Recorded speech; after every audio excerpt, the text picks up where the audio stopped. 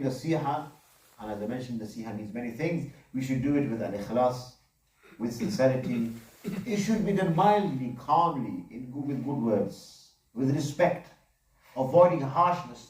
Whenever you see any harshness, you know it's not from the Sunnah of Rasulullah sallallahu alaihi wasallam, and you should not embarrass people by doing so. And you see somebody doing something incorrectly, and straight away you become harsh with them. Oh brother, why are you doing this? Why are you talking in the masjid? Why are you coming in the masjid with so and so? Why are you coming with your children? This harshness shouldn't be there from the leaders, from those who have some authority and responsibility. Avoid harshness. And not to inform others about their wrongs, not to spread rumors about this person, rather to keep it private between them and Allah subhanahu wa ta'ala, because not to increase the problem.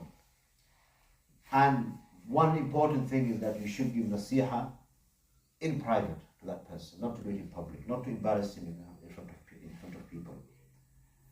If you are giving nasiha to your leader, or to your imam, or to your scholar, then you should do it again with that intention of, I'm not trying to put it down, rather I'm doing it for the sake of Allah subhanahu wa ta'ala, and vice versa as well. The imam, the scholar, if he's giving nasiha to his congregation, he shouldn't be picking up on people. He shouldn't be bringing faults out of people, rather he should be doing it in a nice and courteous way.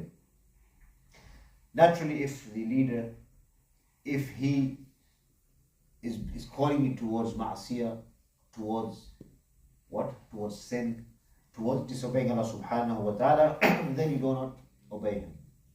You do not obey him. There is no ta'ah in ma'asiyah, in our leaders. Even if you're imam, if you're scholar, whatever he may be, if he's calling you towards ma'asiyah, there is no obligation for you to follow him. And again, if he is pertaining some knowledge to you, you should check the knowledge. Is it correct? Or is he just talking from his own mind? You should always check the references.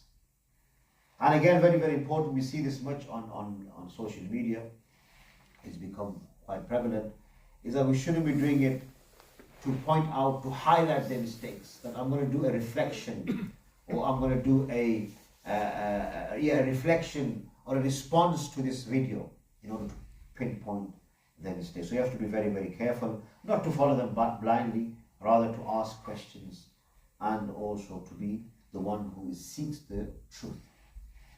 The final point, how do we do nasiha to the general population, to the general folk? Very, very simple.